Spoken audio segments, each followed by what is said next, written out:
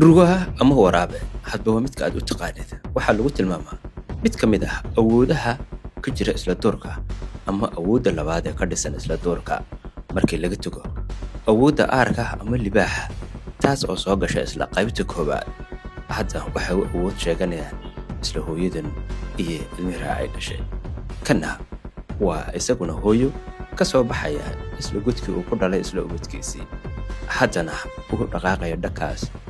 iyo goobaha ugaadhsiga ama awood sheegashada kuwana waa kuwii hogaamiso oo iyada ayaa boqornimada u haysa goobta ay tagto ama ay u tilmaanto dhammaantood way tagaan kana waa goob loogu awood sheeganayo oo awoodda koobaad ay u awood sheeganayso isla awoodda labaad mararka qaar ugaadhsadaha dhan wuxuu noqdaa la ugaadhsada hadda isaga ayay naftiisa qiraqeer ku jirtaa oo hadba dhinac loo eryanaya geesaha ayaa lagu foorarinayaa oo geeso hadday taabtaan halis ayuu geli doonaa dhanka communicationka waxaa lagu tilmaamaa inuu yahay mid ka mid ah